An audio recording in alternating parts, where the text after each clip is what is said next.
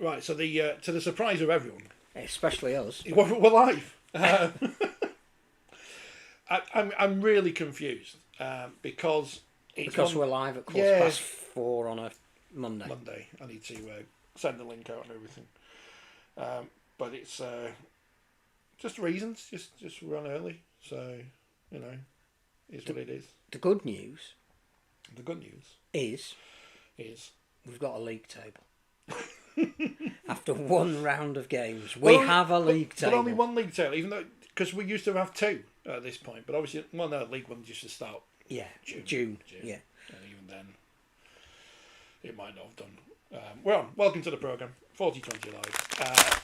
It's you can't see the table today because of technical reasons, but it's still there. It's not AI. But that was the biscuit lift. That is the biscuits. But it's the first weekend.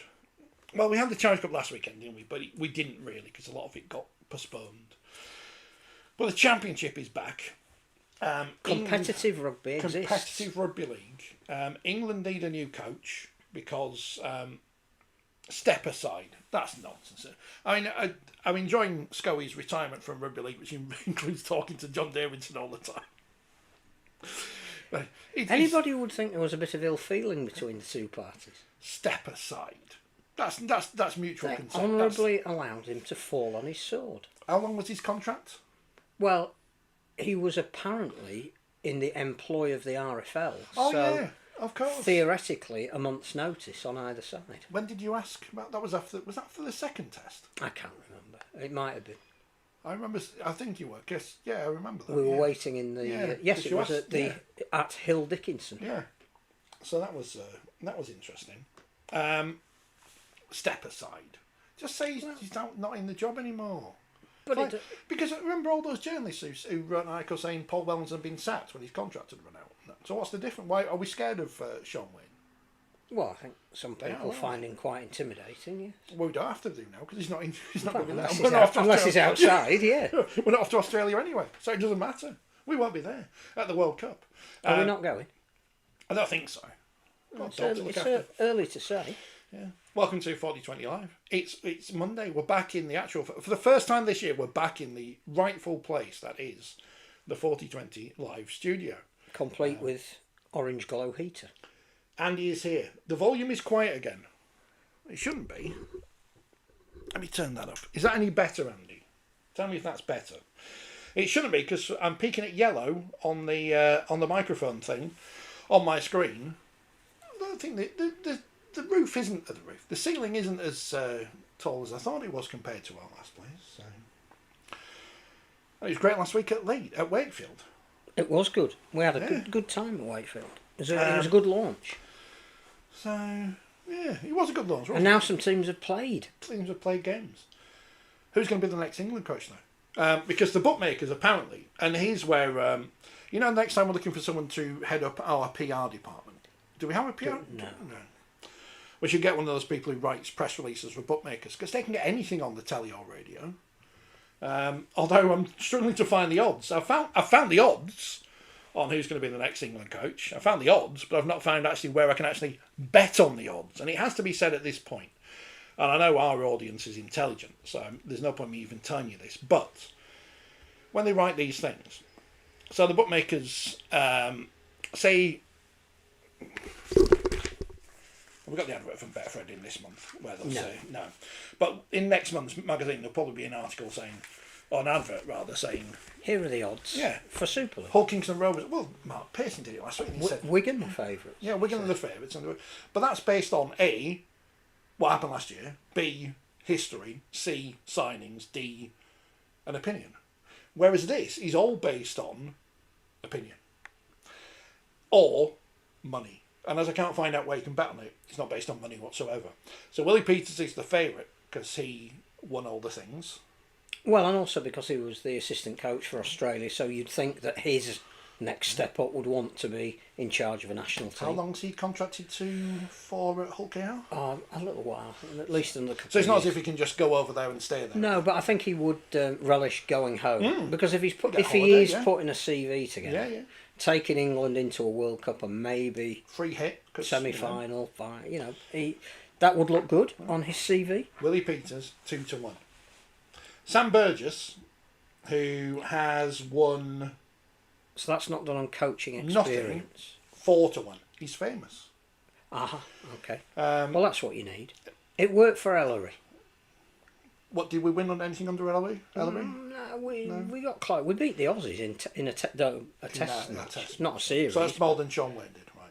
Fair enough. Sam Burgess, 4-1. People have heard of him. So you immediately, your PR piece, you've got Sam Burgess, former dual code international. Wayne Bennett's endorsed him and James Graham as the pair to lead England in the World Cup. Why not just employ Wayne Bennett? Well, because that would be going backwards, and we do go backwards, and we do appoint people to the positions they've had before.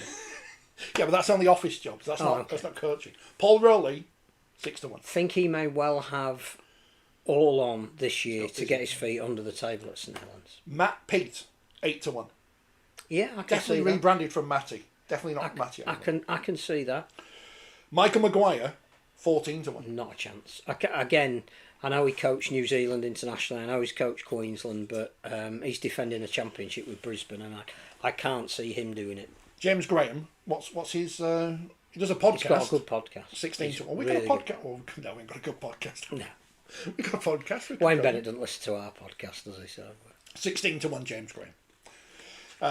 But he's also out there anyway, so we don't have to fly him out. So unless Sam Burgess is going out to do a job there next year or something. Possible. Steve McNamara, going backwards, 20-1. Surely he's going to be too busy with the Warrington job when he takes over. You see, you would have thought. When the Super League launches, there's no chance of me going and ask Sam Burgess. Well, for the last 2 years, I've not been able to ask Sam Burgess a question, so I'm not going to bother this year. It's going to be an all-in. Yeah. They won't bother. Paul Wellens, 25-1. No, it's just starting his career over in North Queensland. Darryl Powell, 25-1.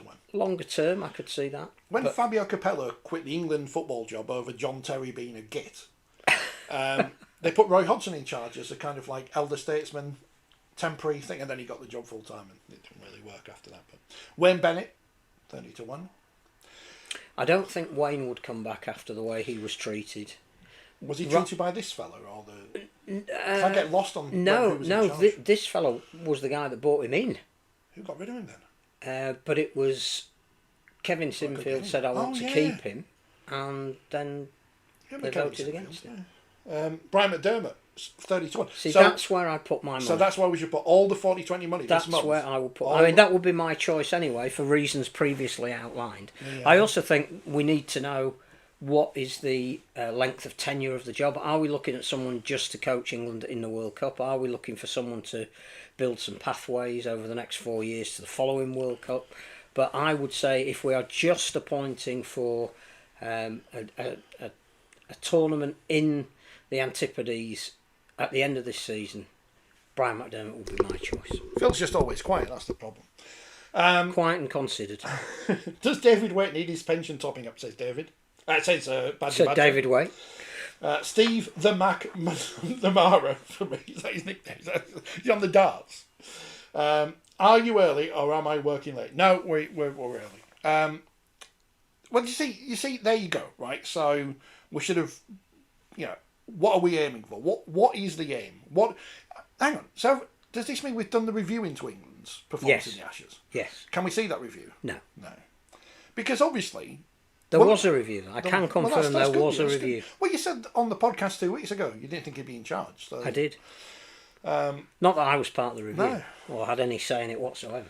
But surely one of the problems was, with the Ashes, not necessarily the whole team or squad, although obviously it was, because we didn't win any of the test matches.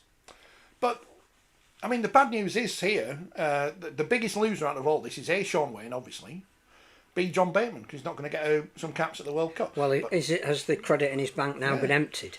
And Joe Burgess. What was the point of picking two players in their 30s for a test series against Australia? Would it have been better off playing or selecting even Lewis Martin? Right, he's top try scoring Super League last year, right? Does it matter if he plays or not? Well, I'm sure Hull would prefer him. But did Ethan Strange play for Australia? He came for the experience, and it's possible that he might be a key figure in the next World Cup, particularly if they wanted to rest Nathan Cleary or he was injured. Ethan Strange has now gone up the pecking order. Lewis Martin should have been in that 3 or 4 week camp to experience what it was like, and then you'd have played him in the third test. What had Morgan Smith's done so wrong that he didn't play in the first test? Well, the other thing about Lewis Martin, he didn't have enough credit in the bank. The other thing about Lewis Martin is Tom Johnson came out and admitted after the third test that he'd been injured. We shouldn't have played. So he shouldn't have played. And I don't think he was the only one. I would, if I were the coach of Wakefield, if I were the owner of Wakefield, paying for Tom Johnstone, I would be very, very angry that the England coach picked an injured player in a game that, I know you said before it means something for world ranking points, and the world rankings are in the current issue of Forty20 magazine. Yeah. However, they haven't changed. We lost. And we would have lost without Tom Johnston. We could have seen Lewis Martin at that higher level. Yeah. Or somebody. Or all the other young players who we didn't pick for the test series that, because we picked Bateman, Burgess, etc. Well, we're going to pick George Burgess for this next. I mean, he's going to have a fight now, isn't he? He's going to fight Nelson Asafa Solomona. He ain't going to win that. No. The strange thing is that they've said there's no rush to name a replacement, but there is, because even if their replacement is based down under, then he would need some people over here as his support staff feeding the information back to him. Does that mean we've got Vandy Last and Lee Breers and Sam Tompkins also fallen on? Have they also stepped aside from their roles? Not mentioned in the press release. Because they're all over those documentaries. I saw them. I would say, if it was me choosing, that you need, because just focus on this World Cup. Yes. Don't look beyond it. Yeah. So what do you need to be getting to the semi-finals, which ideally is a minimum requirement? You're the third ranked nation in the world. You should be semi-finals. It's going to be difficult because you've got the likes of Samoa and Tonga, maybe even a little bit more PNG, who are going to pose a real threat. So you look at the group structure, and the game we've got to win is the very first game against Tonga. If we're serious about the World Cup and not looking beyond it, we need somebody who is coaching in the NRL at the moment, who is going to be running the analysis and reviews on all of those players that are going to be playing for Tonga, who is going to be able to come up with a game plan, or 3 separate game plans, but particularly that first one that will expose any weaknesses that we think they've got and where they might be caught on a given 80 minutes. So to me, again, Brian McDermott's doing that. He's doing it every week for the Gold Coast Titans, and there was, I wouldn't say there was an auction for his services, but there was certainly more than one club. His status is very high in the NRL. So I would say, you're the guy. Tell us how you want to play. Tell us the kind of players that you think you need to play that way. Appoint Paul Deacon and Jamie Langley over here, who he's either worked with or played with, who could be part of a succession plan, if that's how you want to view it, and say, these are the kind of players that I want. I want 24 players that can play this way against Tonga. I need some variety in the 24. We can play this way against France, whoever, whatever, Lebanon. And what we do is we'll have some Zoom sessions where I can speak to the guys as they're coming into contention. But we've got 10 days. When they get here, I'm just going to infuse them with belief, because they're going to know about the way we want to play. I'm going to tell them as much as I can about the opposition. But he's proved he can do that. And I know there's an issue with some of the media about some disdain in the way that he treats them. However, but we're not there though. You look at his record, and every grand final he won with a different game plan. He took a group of players that could have been difficult to manage, turned them into a unit where they absolutely gave for the cause rather than even for him. In Rob Burrows' famous book, saying, I didn't believe in what he was doing, but I believed that what I wanted to do was win things with my mates. So he got that bit absolutely right, brought the best out of people, gave them what they needed to beat certain teams in certain occasions, played very differently against Wigan in 2015 as they did against Castleford in 2017. At the Challenge Cup finals, he'd lost enough of them to then change his tactics to keep it really, really tight and kick Castleford to death in 2014. But he can do that, and I think you need to appoint whoever it is now so that they can stamp their style on the start of the Super League season so players know where they sit. I mean, unfortunately, the RFL are too busy because they've got to sort out the Lee Wigan ticket fiasco still. And these other street reviews. Street review. 314 days. Could be out by the end of January. Could it? Has 130 points in it. Let me just, so I've got the number on the screen. Let me make sure I've got this right, because obviously I don't want 314 days now since the 314. Well, nearly finished. Nearly finished. 130 recommendations. 130. Some of which have already happened, like the Championship and League One being amalgamated. Right. So it's 129, yeah. But what biscuits we're getting this week in the office? Yeah. Biscuits, hobnobs. 128. Hobnobs, in case anybody missed it. Cookies. Attracts investors like... Yeah, I mean, a lot of it won't be anything we don't know. But you're right, there's not enough people at HQ and a lot to do. But I would think appointing the England coach on a part-time basis is not something that should be taking too long. If he's going to be Willie Peters and he is the favourite and you can understand why, then, you know, he's got a fair amount on his plate at the start of this season. If he's going to be the England coach, he needs to make some provision for that. Did Sean Wane fail as England coach? Didn't get to the World Cup final. Didn't get to the World Cup. Forget everything that's happened after. He only had two main objectives. One was he had to get to the final of the World Cup in this country. And it wasn't that we didn't get there, it was the manner in which we didn't get there. We lost to a team that we'd beaten by 60 points in the group stages in the worst golden point extra time I've ever seen. Oh, we were there. I remember that, yeah.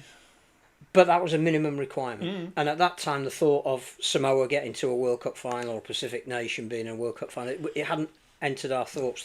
The draw was structured, so we weren't meeting Australia until the final. Structured. Yeah. So, yes. And then there is absolutely some credit in beating Samoa and Tonga without dropping a set. But by their own admission, they weren't the strongest nations that they could. In fact, Samoa became a two-test series rather than a three-test one. The other requirement, which Sean himself put as his priority, was the Ashes series. And he couldn't even stomach the thought of it being 3-0. But it was 3-0. That documentary series did for him. It didn't do him any favours. People saw, because we all saw, because we don't know what coaches are like. We're not with them day in, day out in training sessions and stuff, are we? But we saw, because we haven't been invited, we saw what Sean Wane wanted to present to the public. I think there were two things. One, his methods looked anachronistic. His appeal to grit and Churchill. But I think the other thing, by withdrawing as the series went on into solely in the bubble and the camp and not engaging with the public and not... The only things he said tightened the noose that was being made. That's why ultimately he's no longer the England coach. All the other names to be linked with the job. James Ford. Every time, just James Ford. 100% record at the moment this season. Paul Cook, he's not doing anything at the minute. Get Cookie in. He'd be good as an assistant. He's worked with Ireland. Yeah, all of our friends. Who else do we know is doing well? Mark Wilson, he's on ITV now. Is he? He's on ITV now. I'll tell you what though, I'm a bit confused. Is he in Vision? Sometimes. Well, did you not see the PDC did a promo video with all their new presenters and stuff? Like pointing at he didn't point at the camera, he's not that, but he's Mark Wilson, Mark Webster. They're the same person. Are they? I'm convinced we did a podcast for years with the former BDO World Darts champion. Have they ever been seen in the same room together? No. So I'm convinced now. I'm convinced Mark Webster. We knew him. Mark Webster is Mark Wilson. He is. People are enjoying it on the chat as ever. Even though we're not here. We're not here. How do they know we're here? I don't know. Do they get a notification? Well, they should do. Don't forget to click the bell for notifications. Danny Walker should have been in the England team instead of Darryl Clark, says Kevin. Fair point. Darryl Clark plays one game Did we see him again after the first game? No. Is the next England coach going to be part-time? Apparently so. Yes, Which he should have been that anyway. has been announced. Well, if it wasn't a part-time job, why did he have a job as well going on at Wigan? And whatever. I'm sure he did go to. I didn't follow Sean Wane every week. Didn't have to see his diary, but there wasn't often at Hull against Huddersfield. They pan round the and that's the not stand. it's not a criticism of him. No, it's not a full-time. He maybe didn't need to be. The Australians, they're quite good. Is their coach full-time? No. Big Sam Birdie says Steve McNamara in charge. If it's just for the World Cup, says Kevin, who is a Warrington fan. Badger says surely the next in line for the job is the England Knights coach. So Paul Anderson. Well, yes. Well, this is the other thing about why I'd only appoint for the World Cup, because I think one of the things we need to do, which is again contingent upon money, is rebuild the pathways. So we need to have England Knights fixtures. We need to have the academy internationals. We need to have under-16 internationals.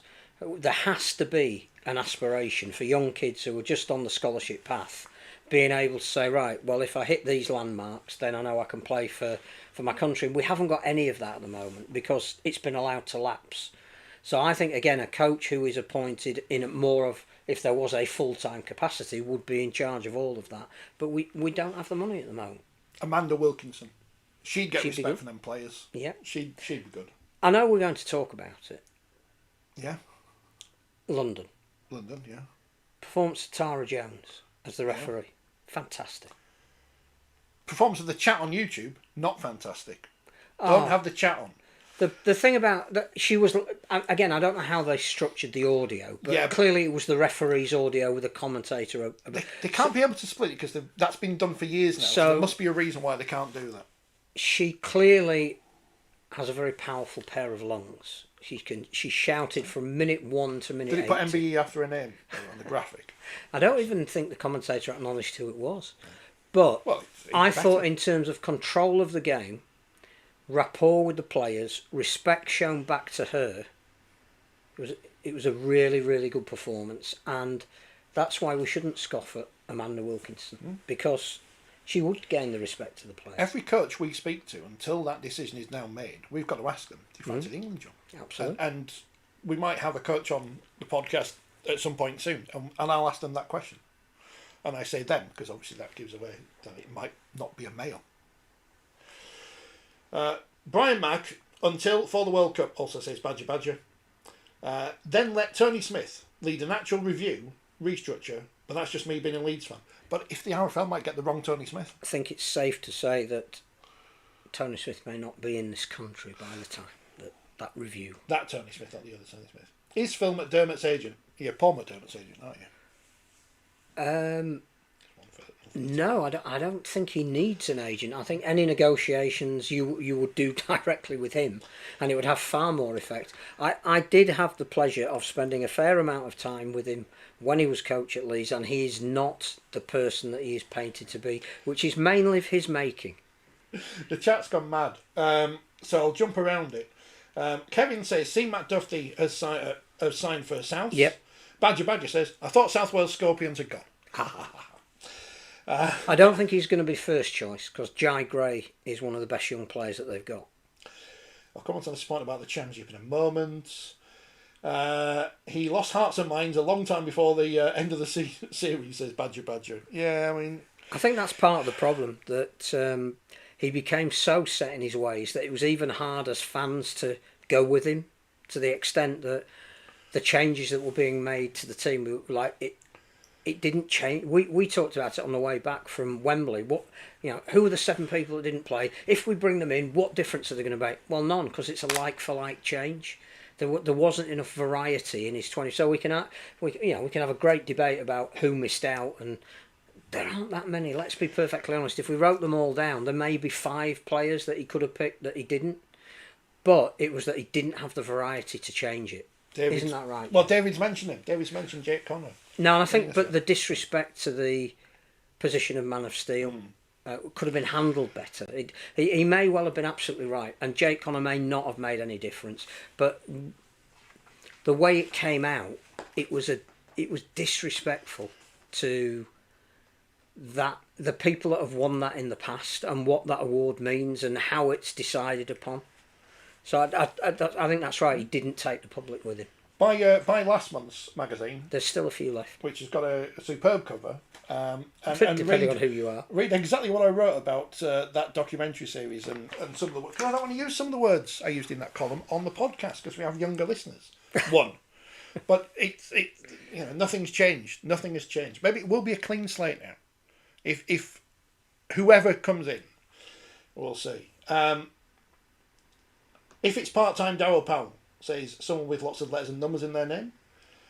Is that Darryl Powell under an assumed name? It could be, couldn't it? He's not going to be watching this, is he? He's going to be too busy putting together Wakefield's team to play. Are they playing Hull Cow this week? Yes. Is that a Hull Cow? It is on Sunday. Is it a testimonial?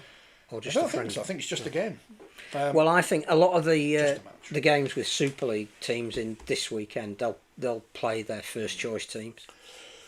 Especially with the Challenge Cup coming up, which is kind of getting in the way, doesn't it? Especially if you're playing a non-Super League team, which you will be. Yeah. Yeah, no Super League team is playing another Super League. Warrington's Tara is great, says Andy, because she's from Warrington. You know that, she's from Warrington. Like Jodie Cunningham and Emily Rudge, Warrington. YouTube live chat being full of idiots. Who'd have thunk it? Well, yeah, exactly. I think if you are going to do games on YouTube, we'll come to this in a moment, you just need to have a moderator there, because it's... Again, though, if there were, when I looked at the figures, there were over 7,000 people watching, which I assume is a good amount for a live stream. And I think again, IMG is geared to the interaction that you have with your fans and all. So you would leave the chat up. Oh there. yeah. What I would say is go to full screen, and then you don't see the chat. During the other darts that was going on. Was there another dart? Well, this is before Christmas. The other darts. Oh, was it still going? It's still going. Right. Was it Wolfie Adams? He's retired now. Oh. I can't actually remember who won. Oh, it's Jimmy the Shoe. Jimmy the Shoe won. He beat a 15-year-old. Jimmy the Shoe gun? Jimmy the Shoe, who beat a 15-year-old in the final. It's going well for them then. Yeah. The live chat on that had to be closed because it's a cesspit. It's a cesspit. But that says more about human nature than it does about. It's like I thought Tara had a really good game. Well, someone disagreed with you on the chat, but they haven't given their name. So, not so you can say it was fantastic. When the same player got 3 warnings, 2 for the same offence inside half an hour. I didn't watch it clear. I was working. So. Not sure any of them were worthy of it being. I think the way she dealt with them is what was impressive. Brad Singleton's been on a podcast, apparently. I don't know which one. Brad Singleton. Because Badger just says Brad Singleton's anecdote on that other podcast about Brian Mack telling him he wasn't getting paid at Toronto was very good. But I don't know which other podcast. Because there's so many other podcasts. But they're not number 1 in Mexico, are they? No. Thank you to our Mexican listener. RJ World Sports News says, "Hi guys." Hi RJ World Sports News. There's a real appetite I'm seeing on social media that fans are really interested in watching championship games live. I know some clubs stream, but surely we need a few games on TV a week. Come on RFL. I like the Sportsman, but we need a TV station broadcasting a couple of games. I don't think there will be a TV station that can do it, but the problem is that the TV station would have to cover the costs. And what would you say it was? Even if you were doing it with pared down camera angles, £30,000 a game, £20,000 a game. Oh no, a lot less than that, but still of broadcast standard on a station. Oh, on TV, yeah. We're not, this is a difference. If you stream it, you can do it for. You don't need the big wagon outside mixing all the pictures and all. You don't need a director and a producer and 15 camera angles. So if you were to do it for broadcast standard on TV, I think you're looking at maybe between £20,000 and £30,000 per game. So somebody's got to pay. A broadcaster is not going to pay that because they will not get an audience that would cover that. And have you seen some of the reported broadcast figures for the Rugby Union European Cup on Premier? I mean, sometimes we don't get that many viewers. I'm guessing that they cover that with advertising because it's a European competition. But Badger says there's an appetite for it, but no one wants to pay for it. Yes, that's the issue. He also says if you championship clubs put them behind a paywall, they wouldn't make enough to cover the costs. More chance of streaming live on YouTube and making a bit of ad revenue. I do wonder. But I also think it raises awareness. So London issued a crowd think it was this morning. I don't think it's in the paper, but they said there were 4,000 or something. 4,380. But you would have thought that if 7,000 people were watching it, there's a chance they could convert 10% of that maybe to go and actually watch again. That would pay for it. Or if they're from Papua New Guinea or from anywhere else, buy some stuff, buy some merch. Yeah, absolutely. Clubs should really have out-of-town memberships for people who just want to be part of a club. Send them a badge or something, a certificate. Yeah. Barrow stream their games, and they charge a tenner a time, and they've been doing it for a couple of years. So they, or the company they use to do that, because you pay a company, and I'm sure they give Barrow some money, obviously, but it won't be the full tenner, it'll be whatever the cut is. But they're, what's the word I'm looking for? Not franchising out. When you get somebody else to do something for you. Subcontracting, that's the word. So they don't have any of the risk of buying equipment or whatever. They're getting a company to do it for them, and they will get a cut, and the company will get... It must be making money on both sides that it's worth doing, because if it wasn't, they wouldn't do it at the tenner a time. Yeah, and again, they do the women's games. It is another criteria for IMG points, which again we shouldn't underestimate. And it's the right thing to do. London obviously can afford to do it for free because they're rich. They've got all of the money. I also think that London are having a documentary made about their season, in a Wrexham style documentary. So I think they would probably be filming the games anyway. They may as well, extend it to a wider audience, and it could be that after 3 or 4 home games they'll put it behind a paywall, and by then maybe they'll have some customer loyalty that people will want to pay. But I would assume a Hunslet would not have the financial... I'm just using Hunslet as an example. Well, and I think the other thing about Hunslet is most, if not all, of the people that support Hunslet will live not far from the ground and will go to the game. Whereas London have a far more cosmopolitan spread. I mean, even within London, you can be 3 hours away from Wimbledon but still be living in London. So it may well be that because it's a metropolis, it makes sense to stream their games to people that can't get there. If Scottish League I enjoyed the coverage. I thought the camera angles were good, the replays were good, the crowd shots were obviously in their interest to show that there were lots of people in the grandstand. I thought the commentator clearly wasn't a rugby league aficionado, but it didn't matter. He could recognise the players, couldn't pronounce Widnes, but that didn't matter. Well, no one can pronounce Castleford properly, so you know what. But it was an authentic London voice, one that isn't part of the traditional rugby league media. It worked for somebody like me who was just keen to see what was happening and how it would play out. I enjoyed it. So there's strings that still say Salford. Yeah, we need to get them sorted out. Reagan Campbell-Gillard, by the way, is going to be a pantomime villain for away fans. He clearly is going to be the guy who leads the London team forward. But to all of those who play against him, he is the guy that they will be hissing and booing. And obviously he has a moustache that goes up. He does, and he's obviously getting paid all of the money that London have got, because it's not fair that London have got loads of money and other teams haven't. It hasn't come from the RFL though, it is their money. Say Midlands, right, they're trying to build something. Move grounds. Yeah. If they re-sign their coaching staff. If they stream their games for free, is that a good idea? I don't know. But again, Huns, you've got to look at different cases. Barrow must be making money from it for it to be worth their while, otherwise they wouldn't do it. So why aren't other clubs doing the same thing, of partnering with a streaming company to stream games, charge and make money? Because they've all got tickets. Barrow have tried to diversify their business as well, though, haven't they? They've had car boot sales and concerts, and they are aware of that their base business, which is rugby league, probably isn't enough to sustain them. So they're looking at other ways of trying to generate some income. Getting people. Was it one of the hairy bikers had their memorial there at Barrow? Oh, I don't know. Dave. I think he's the one that's not. Yeah, I think it's Dave. Well, I think he was from Barrow, and there was a whole bring your bikes up to Barrow and camp on the pitch, and we'll all cook food together and remember. All of that Barrow were doing, which is highly. Plus, what a great result!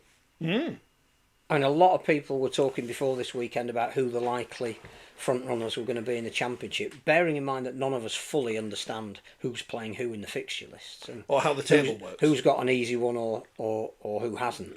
But that is an impressive opening statement. 14. Obviously, all of the focus on Friday night was on Salford's rebirth. Brave Salford. All of the focus on Sunday was the rebirth of London. But Barrow sneaked in arguably the best result of the they're week. Sexy, are they? They just Barrow. Just 40 points to 0 over Workington. And I don't know whether that says anything about some of the tribulations clearly that Workington have had in the off season in putting a squad together. But winning 40-0 at home is about as good as you can do in week one. Paul Creary, is it 30 years he's been there? Some ridiculous length of time. Fantastic. Maybe he should be the England coach. Put him in the mix. Well done, Barrow, who are second in the table. Oh, I'm so glad we've got a table. Well, otherwise, the League Express might have to put another photo in or something. You know about putting magazines and things together. There's no photos of me in the bloody magazine this month. Apologies for that, listeners. There's a deer invading the pitch. Oh, yeah, I saw that. That made the... That's in the paper. That's the kind of thing that you need to get on the BBC website, because they love crap like that. Yeah. Like the end of the Africa Cup of Nations yesterday, where they apparently off and all they went berserk. Yeah. So imagine if that happened in Super League. Imagine if a referee decision went the wrong way. It did. Yeah.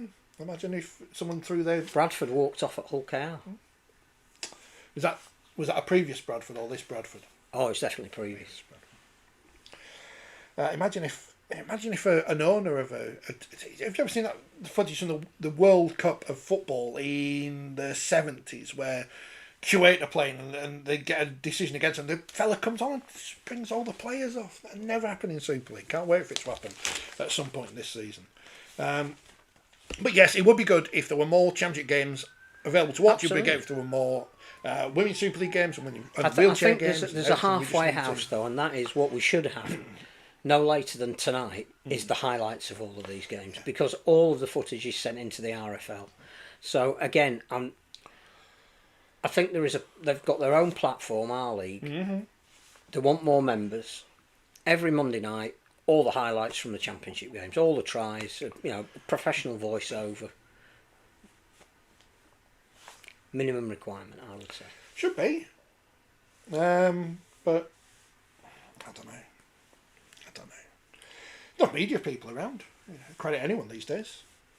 I'm back in again. You're going to the Super League launch? Hopefully. I mean, we can't tell people when it is because they'll might invade it.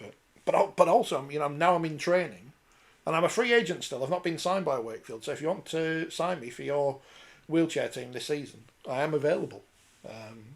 At very little sponsorship cost. Yeah. Are we sponsoring the 1895 Cup yet? Because that would be great if it was the 4020 1895 Cup. Because there's loads of numbers there. It's got a ring to it. Then everyone would have to mention it. It'd have to say in like League Express, 4020 1895 Cup. And if they didn't, we'd ban them. Even though we don't have any power to. Or any money to sponsor it. No. Got 20 quid this month on YouTube. We could do a contra. Oh, by the way, the competition's still open. Them biscuits. The competition's still open if you want to win the DVD. It's there. If you don't enter this week, we'll close it right. We've had entries there. We have had entries. Next Monday we will close it and do the draw, because we have had 2 entries. Will it be like the Challenge Cup third round draw? Either him or her. Do a wheel. Possibly. Yeah. So if you still want to enter, do put in the chat on the video, or you can't do it in the chat now because it will disappear. But just put the words Nora Perry in and you'll go into the draw for the official history of Rugby League. So DVD. we won't tell them the question, we'll just tell them the answer. The answer is Nora Perry. That's the answer. And you could win this never before opened DVD with old Andy Farrell on the back. I remember him. Is he in line to be the England coach? It could be. Was no one suggested? Sean Edwards. Who else is there? Michael Checker. Well, he's doing Lebanon. Could do both at the same time. Same money. Yeah. If they play each other. What's he called? The fella. Sir Clive Woodward. Sir Clive. Well, Sir he did Clive. well at Southampton, didn't he? So he could transfer his skills. James Haskell. He was on the desks at London. Was he on Fighting Talk this week? Yes. I mean, I did listen, but He didn't get to the final. No, I knew it was one of them. A great result for the team, almost. What's the name of the bloke who's on everything, having been on Traitors? The rugby. Oh, Joe Marler. Is he? He's a bit of a twat. Is he? No. Is he? Is he in the betting? He's not, no. All right. I didn't say that. Both him and Sean Wane are outside now. Brian McCullum. Oh, Brian Barwood. The cricket fella. Oh, Brendan McCullum. Brendan McCullum. Bazball. Why is he called Baz if he's called Brendan? Any other coaches from other sports we could steal? Well, it's just, make it get. I don't know. Brian Bevan says Badger. Brian That's Bevan? the answer to the question, not the. Oh. It's still not Brian Bevan. He wasn't interviewed by Emily. It's definitely Nora Perry. Are you getting this on any other podcast? No, because they've got structure and stuff. Doncaster 19, Halifax 12. Sounded Is that a surprise? really good game. Is that a surprise? Because no. Doncaster have been kind of going under the radar, but a lot of people tell me that they're going to do all right. The championship in the column this month. in the latest magazine, which is written by Mark Dunning, picks out Doncaster as being the dark horses. Well, there you go. Because their recruitment has been really, really good. And because they're in that hinterland of South Yorkshire. That again sounded like a fabulous game. It's 12-all and then Doncaster nicked it, but the Panthers they started well last year and then. Well, I think they'll still be there or thereabouts. Well, everyone's going to be there or thereabouts. Well, top 10, isn't it, in the playoffs? So plenty to play for. Did you get the release about how the playoffs work? Yeah, and all I could think of is Alan Partridge explaining the 1994 World Cup, which, if you haven't seen, is one of the great sketches of the day today. They're not his colours. They're not FIFA's colours. They're only his colours. Hunt at 12.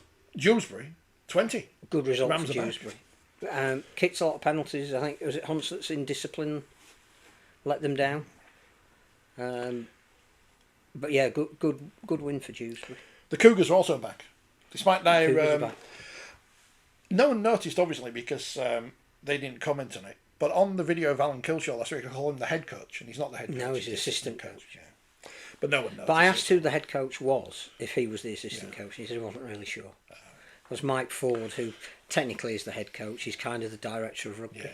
So he just wondered if it was something to do with they couldn't directly replace Sean Long. One of those kind of things, right. With the name of someone. But Mike Ford. He could be the England coach. Could. Because he's Director of he's rugby. done them as well. Keith He's done the Senior, other one. Director of rugby at Hunslet now. Robbie Paul. He's played rugby uni as well. Robbie Hunter Paul. Henry Paul. Why does that qualify him to be? Just throwing out any name just now. Oh, okay. Well, shall I tell you who was in the shop today? Go on. Damien McGrath. Is it him? Is It could be him. Yeah.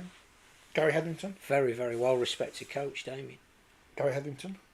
He's got some He time. goes on to his Australia hands. at that time. Yeah, he's there at the moment. Did they show him on the telly? Didn't it? No, Well, that's why they he's show in him on the Australia. telly. Yeah. Visiting his daughter, Big Ange. Postacolo. Yeah. Why not? He could be the reverse John Harbin. I thought you meant Angela Powers then. Angela Rayner. She was coming back. Of all, it's a bit harsh.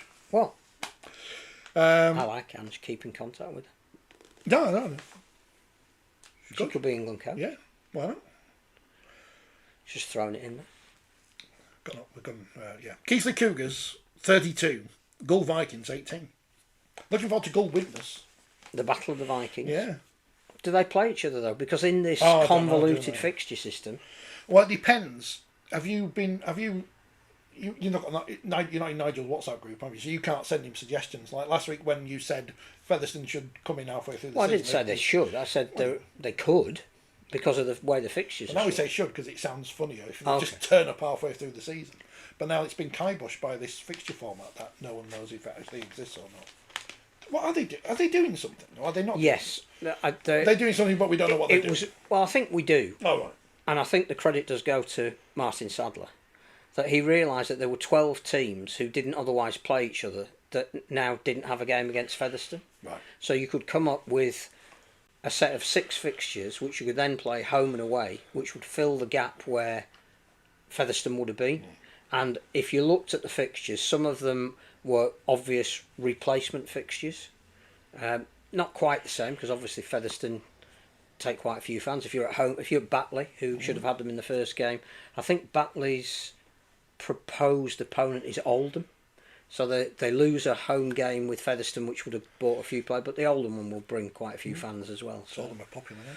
So yes, I think that will happen, but it can't happen on the dates that they were due to play Featherstone. So then you're into the logistics of when do we find a weekend when they can play, or is it a midweek game? Or does that then affect the Midweek rugby? But I think And the 1895 they Cup. need to play a couple of Challenge Cup rounds to see if there's some spare weekends. Magic Weekend, theoretically there are no championship fixtures, but you could play some of these replacement ones. Recommendation 103. Yeah. Bring back the summer bash. Recommendation 104. Don't Go play any with that. fixtures when it's Magic Weekend. You may be number one in Iraq too, says David. That's where I'm watching from. Make sure you download the podcast as well, because that's where the chart comes from. Especially on iTunes. If it's not iTunes, you can be wherever you want, because I don't get those figures. Magic Weekend. Can I Yes. mention Magic Weekend? Yeah. 45,000 tickets. It's a lot of sold. tickets. People want to go see It's already at a level it would be if it was about to kick off without any walk up. 60% sales for the Sunday, 40% sales for the Saturday. Why aren't we shouting about that? If somebody's told me that And this from is the a decision RFL, that's made by this board, isn't it? yeah, but So I it's mean, not as if they... it's great news, isn't it? Yeah, yeah. It's a great way to start the season. I mean, maybe they're holding it back until Super League kicks off, but when Super League kicks So off, Brian Carney can we're come looking out. at the World Club Challenge, we're looking at Vegas, just say now. 45,000 tickets sold. Back to David. With Mexico and the Middle East now in the bag, you can concentrate on 4020 world domination. Nobel Peace Prize next year. I don't... Hopefully you're safe there. I don't know how close is Iran and Iraq? Well, close. Close enough. Close enough to not like each other. No. I think you're okay, David. You don't see Iraq on the telly much these days, do you? Not since that other fellow. As I always say, if you go back to the 90s, if Saddam Hussein had invested in Rochdale Hornets. Rochdale Hornets, everyone would be saying, "Oh, he's great guy." 80s. Colonel Gaddafi's bought Sheffield Eagles. Love him. Great, love him. Oh, all those medals, brilliant. Like Muttley. I'm really surprised at my line about Brian Carney's going to the magazine this month. So do make sure that you pick up a copy. World domination is coming. Greenland. What's with this NRL rule change from the kickoff as it is? 7 tackles or something. Says Gary. Are they changing rules? What are they doing? Hasn't come out yet. They will decide there was a memo leaked of 4 changes. Again, it's in the magazine. Are they being run by people over here with leaks? What's going on? I thought the NRL was professional. But what they're talking about is if you drop the ball over the line and don't score a try and it goes dead, so it's a knock-on, that's not going to count as a 7th tackle. Is that like one of those little knock-ons we should ignore? No, you shouldn't ignore it, but you shouldn't be doubly penalised for it. Karen says that's without any promotion even for Magic. Well, there's been kind of putting stuff on social media is not really promotion. No, and I think they've done well Yeah. with some of the discount ticket deals. I think the venue it appeals to people. I think the fixtures work going back to these sort of rivals round. Whether that detracts from the other rivals rounds, I don't know. But clearly, I think there's a case for saying you'd stay and watch the games on your day, even if you're a Wakefield fan and you're watching the Castleford game, you'd probably want to stay on and watch Leeds Bradford and then Wigan and Saints. It's structured for you to stay, and I think they are looking at more entertainment as well. My plan, if I do go on the Sunday, which will be the day I would go, is to just stay downstairs. I'm not going up and downstairs all day. Too many stairs, unless they move the media seats further. So what you'd do is you'd sit where the food was and watch it on the screen. Watch on the telly, go to the mix zone, do some editing. Get some more food. Yeah. That's what You're professionals spoiled. do. Yeah, You're exactly. spoiled. Exactly. Especially if those donuts are there. Keithley 32, goal 18. Well done, Keithley. With all that change there. Yeah. Because that's when we got onto Alan Killer. My fault. London we've spoken about a bit. 44. Well, This just Alex Max fella. going back to London. Yes. Whilst it's great that they've recruited to all intents and purposes, Super League team, I thought the 2 people that changed the game were James Meadows and Lewis Biernick, and they both came through the London system. Meadows, admittedly, has been away and come back, but it's great that whilst we talk about the Campbell Gillards and the PNG connection and Havili at hooker, it was actually 2 locally produced. That's what London's got to be about. The talent is clearly there. Bienick was great off the bench, gave him a big impetus, and Meadows went in at hooker and controlled the second half. Widners were okay, but the difference was a full-time team playing a part-time team in the second half. That relentless level of going forward just told against Widnes. They started to fatigue. They gave away penalties, and that led to tries. But the Widnes were okay. London, they'll have some stiffer tests. But as an event, 4,000 people and 2 local London kids being important to the victory, yeah, I couldn't see too many negatives. Yeah, Kevin, free biscuits at Everton, exactly. That's why we're going. I forgot that Liam Watts had signed for Gull now. They're like Dad's Army of all people who play for the Hull clubs. He did. And Brett Ferris. Midlands 10, Newcastle 28. So Midlands have got their new home, so that's exciting. Earl Crabtree spoke really well last week. He did. If you haven't watched that interview, go back and watch it. If you listen to the podcast, it was on there. It was very good. And Newcastle have won their first game in 700 years, so well done to the Newcastle Thunder. And again, it's a different Newcastle because it clearly is under the influence and auspices of York. And Penrith. And Nathan Cleary's had a word at with the moment, there aren't too many young kids from the North East in the team. I hope there will be, because obviously a lot of pain was gone through when they reformed, and they had to, scour around university talent, and players stood up from the local community leagues. I hope all that isn't wasted. But how good to see Newcastle starting off with a win when they've gone. I think it was it 700 odd days without from their last win. 42 games or something. Yeah, something. Ridiculous. So it's almost as exciting as when Highton won. Yeah, but Highton were proper rugby league people, albeit vague scouts. So Newcastle. I know that, but not you. But a good result for them, and of course the way the fixtures are structured, in that you play predominantly the teams that were around you last year. If you have significantly improved, like Newcastle have, they should be looking at maybe getting in the top 10. But unfortunately for Salford, because they've gone down, they play all the good teams. They were ranked number 1 when there was a case for saying let's rank them 20. They're not number because they're new. No, they're new Salford. Exactly. Not, but at the time, I'm told at the time the fixtures were produced, it was still the old Salford, so they had to rank them number 1. Mason Caton Brown's exciting new brave Salford. 44-0 to Oldham. The interesting Salford thing get through the season and they're still going. Then the great thing is apparently we're over 5,000 there, which is brilliant. And you would hope that even though there's a likelihood that results are going to go against them in the short term, that the bulk of those 5,000 who weren't away supporters, clearly there was a lot there from Oldham, would want to stick by them. I think they've got 1,500 season ticket holders at Salford, and that's impressive in such a short space of time. But I think that result is perhaps going to be the norm rather than the exception, and let's hope the fans don't just have the euphoria of a new club, but they'll keep supporting it through some thin results on the field, which is perfectly understandable when you look at their mainly academy and reserve team players. And Brad Dwyer. It's not as if you look at Oldham, they weren't in a similar situation, not necessarily days before the season we've got them sorted, but they've had hard times as well recently. Absolutely. So everything is absolutely not cyclical, but it all goes around all the time in these things where clubs, sometimes they have money, sometimes they don't, sometimes they're successful, sometimes they're not. But Salford, they have a team to support, so we wish them well. Swinton 8, Rochdale 12. The last 2 games sound like proper rugby league games. Winter rugby league game. 12-8. Try 8 minutes from time to break Martin Kellner's heart. I think it was it. Much like losing the final of Fighting Talk. I think it was 8-2 to Swinton at one stage. Well, it was 2-0 at half time. It was always a great first half. I think it may have been muddy. Yeah, I'm going to assume so.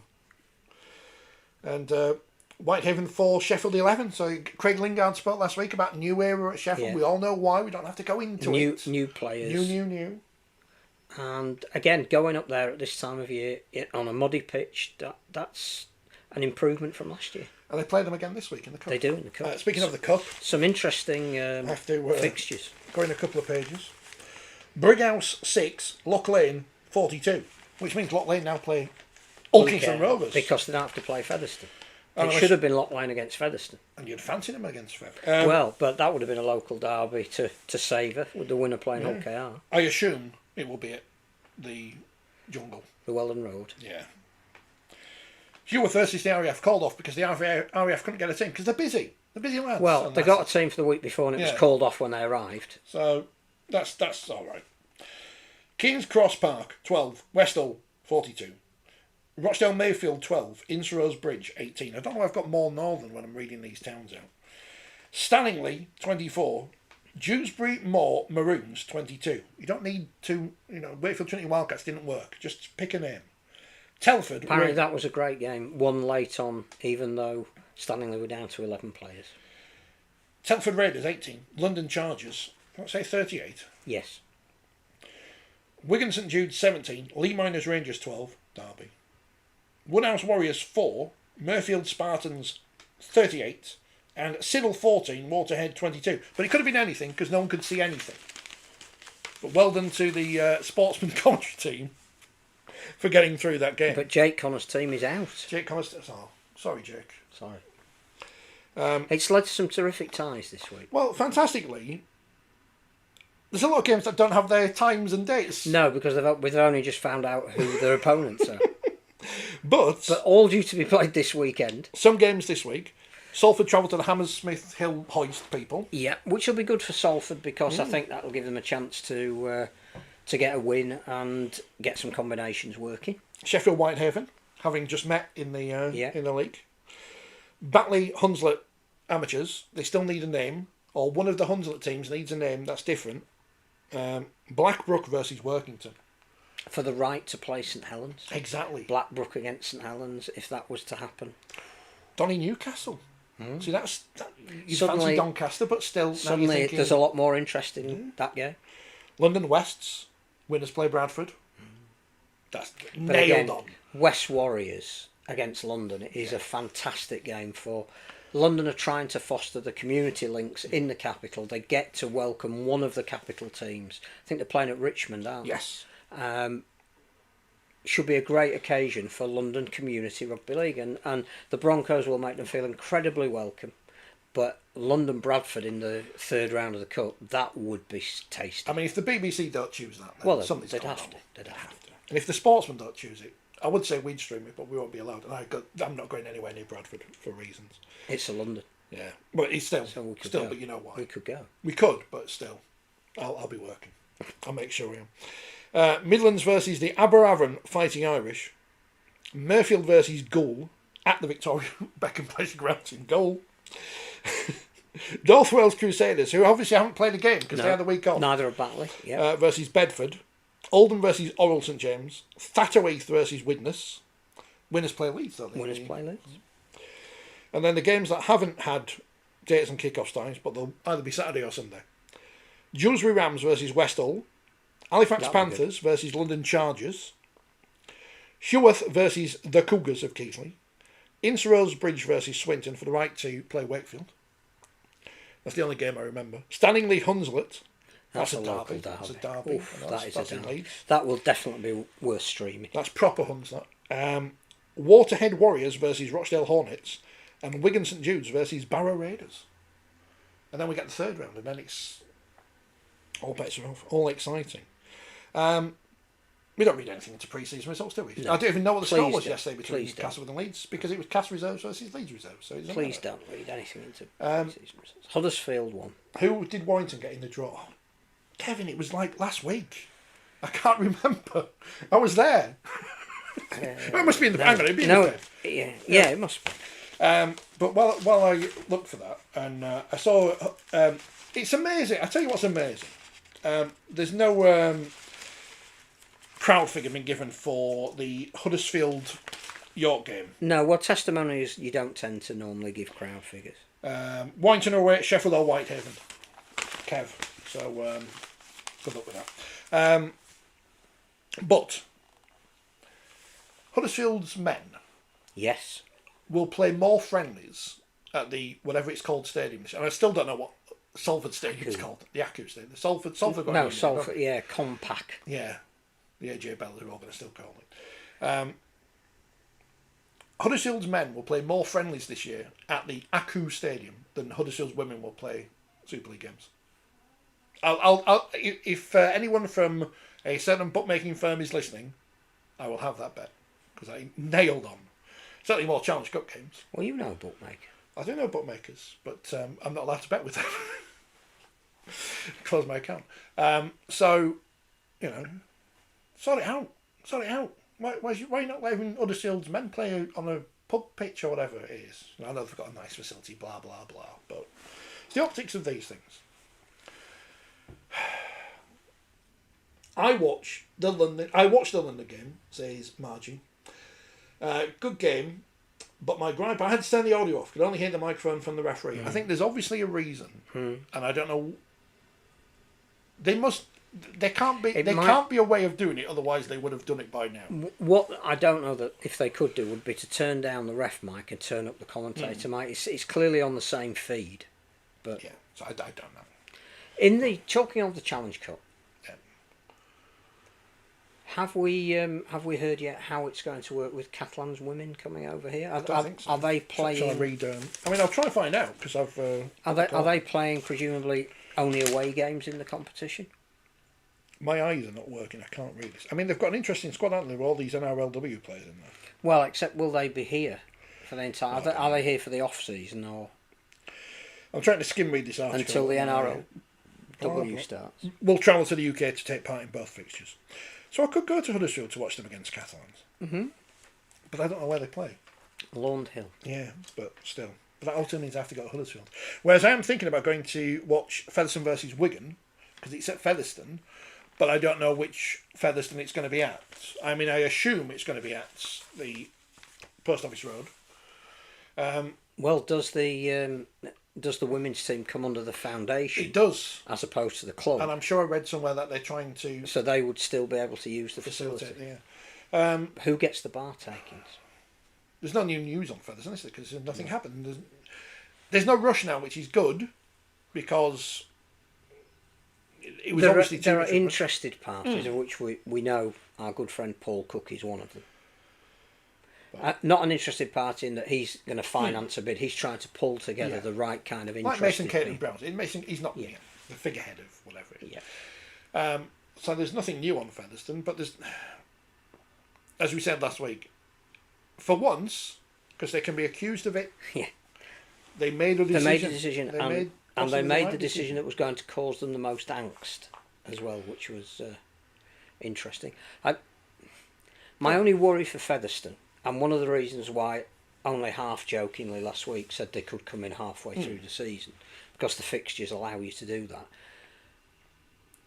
The longer people's habit is broken, no matter what the tradition and the history, the harder it is to get them back. Because you know they're going to be coming back at a lower level than they were at. So whilst there is no logic in bringing a team in halfway through a season, other than it doesn't really disrupt anything, because the other teams will have had their matches awarded, so they all get exactly no advantage other than Featherstone getting to play. So why haven't Batley got plus 48? Well, they should. Because the game's gone now, isn't it? Unless it's not like the Salford Wakefield thing. Unless these new fixtures are coming in to replace them, in which case nobody will be awarded again. They'll be playing again. That's probably the thinking. But at this moment in time, that was the. Yeah. But I do think that even listening to some really passionate Featherstone fans saying we're prepared to get it right in a year's time, there's a load of. I mean, we know how hard it is to get kids to play the sport these days. You break a habit, it's so hard to get it back. So I've got to go training tomorrow. See, if I don't, then I've given up. And, no, you're not giving up. No, I'm not. I don't know when the London game is exactly, but I'm still, Put yourself in contention, exactly. in the frame for. I've not been signed yet, so I could play for anyone. If you want to sign me for your wheelchair challenge, who could sign me? Batley could sign me. Who've they got? I was there. I was at the draw. You were the only person that was at the draw. The only person who wasn't supposed to be there. They did make a mess of that, the RFA. I don't know why they did it that way. Why on earth they didn't properly themselves stream the men's draw and then have the women's and the wheelchair straight after? Yeah. I have no idea. To do the women and wheelchair in a room downstairs And only you there because you were the only person that asked if it was happening. Can I go watch this draw, please? I mean, I could have spent all that time speaking to all those people from the championship, but I didn't bother. So it's my fault. Who do I want to play for? Well, Batley away at Halifax. They're like the best. Well, team. defending champions. So, You don't want to play. You don't want to play for them. Hull versus Gravesend. London Wakefield obviously is the game I want to play in. Yeah. But I'm not good enough. You might get on the bench. When I say I'm not good enough, that's not a really good way of selling myself to any of these teams, is it? Sheffield Midlands. I didn't know Midlands had a team. No, well, until last week. There you go. There you go. Midlands. North Wales Wigan. No, go for the Midlands. Rochdale Edinburgh. York Leeds. Or Cass Bradford. Cass Bradford has to be a tasty game now. Yeah, some feeling. Because Cass obviously some they're feeling, yeah, we should be in the Super League and we're not. I joined Midlands. We're a new team. But let's play against Leeds. Beaten up by Leeds. But yeah, so if you do want to sign me, I'm available. I've not signed with anyone yet, even though I'm training with Wakefield. Training in the loosest sense. What I've discovered is, and again, I'm not doing myself really good here. I'm going to have to play on the left-hand side of the pitch because my left eye is not very good. I can't really see Phil at the moment. So if I'm passing that way, it's like all those great half. Which way can Luke Gale can only pass one way? Can he? That's what they said. A lot of players find it difficult to pass. So is it left to right? I can only go right now. And they were right to left. But, yeah, so I'm learning, but we'll see. Maybe by the end of the season. Tom Coyd, if you're watching. Just in time to get on that plane. Exactly. Or Wales, or Spain, or any of these things. I think we've done everything, haven't we? We've rounded up the world in about an hour. Oh, it's more. I know, about an hour and 10 minutes or so. We've got to open these biscuits. We are going to open biscuits. Yeah. Thank you for watching. We might be back at the normal time next week. I don't know. We'll just turn up. It depends what's in the diary that we haven't seen. Yeah, we don't know. So that'll be next week. Thanks to our friend Tom will now moan about us opening biscuits. No, well, that's why I do it. You could be a professional water carrier, says Ken. I could be. I could be one of those people who brings the tags on. Yeah, pick the tags up off the floor, run them on. Because I tell you, Kevin, oh, they look nice. If you get the chance to get in a chair and have a go, because you won't regret it. No, it's absolutely superb. I really enjoyed myself last week, and like all the Wakefield players were really encouraging, even though I'm not very fast yet. but I'm trying. So I'll be back training again tomorrow, and we'll see how it goes. But yeah, sign me. Someone sign. Just want a heritage number somewhere. Then I'll retire at the end of the season. You don't have to. That's it. I'll just go off into the ether. Could I just say to end? Yes. I know that at least one of our regular listeners is not very well at the moment. Oh, right, okay. So get better soon, and hopefully listening to this hasn't sent you into any form of relapse. It's like delirium. What are we going to do when I have my tonsil out and I'm not allowed to speak or do anything? We'll have to do the whole programme in semaphore. Thanks for watching. Thanks for listening. We'll be back next week. Enjoy the rugby, and hopefully it's not foggy, and we can see what's going on. At least the commentators, anyway. But yeah, we'll see you next week. Enjoy. Buy the magazine. Yeah, now in the shops. Read the bit I've written about Brian Carney.